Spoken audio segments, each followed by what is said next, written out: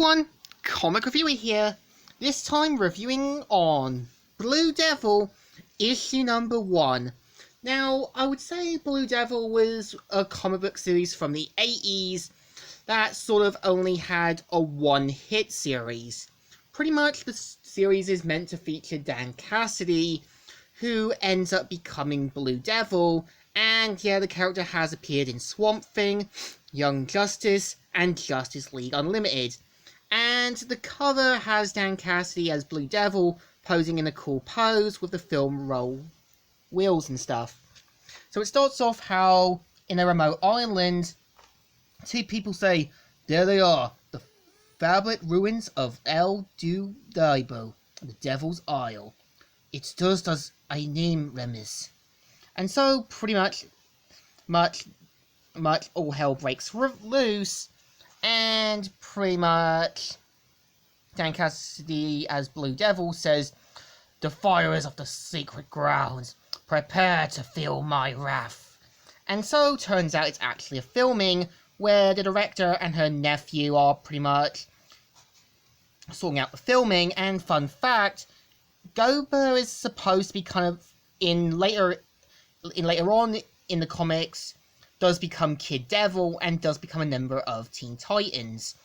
And pretty much Merlene does congratulate Dan for a job well done, and even points out about the suit's mechanics and that, which he lifts up a boulder with no problem.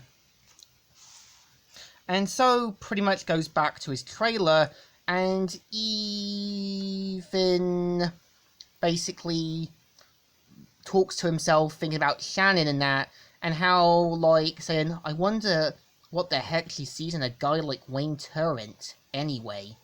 And so, yeah, you kind of got Wayne Turrent and that, and Shannon heading to a, temple, which they could have used, and just as Shannon and them fiddle with stuff they shouldn't be, they accidentally open the gateways to hell and lets loot a demon. It says, it's, oh my god!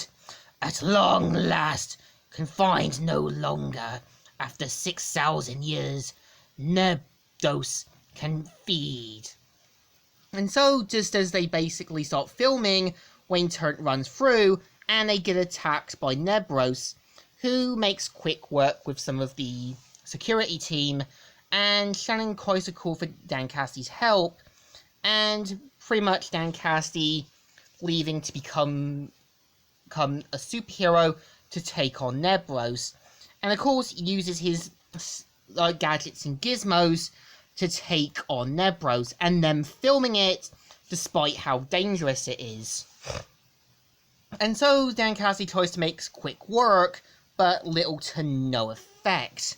And Nebros says, "No, little fool, did you think you could stop Nebros with this pebble? Oh no."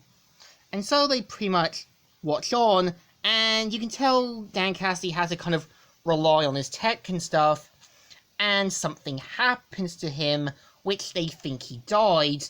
So one of the staff team uses a bulldozer to go against Nebros, and yeah, even the demon grabs Shannon. So after this, Moline says about keep filming and that, and pretty much the demon Nebros making away with Shannon, leaving Dan Cassidy to kind of still carry on the fight, and pretty much Blue Devil manages to take down Nebros,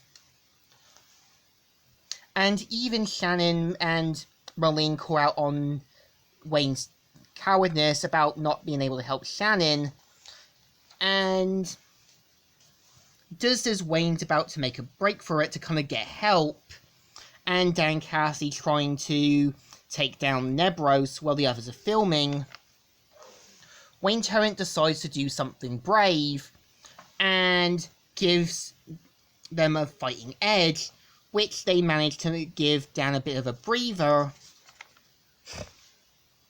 And of course, they manage to defeat Nebros by imprisoning him back in hell.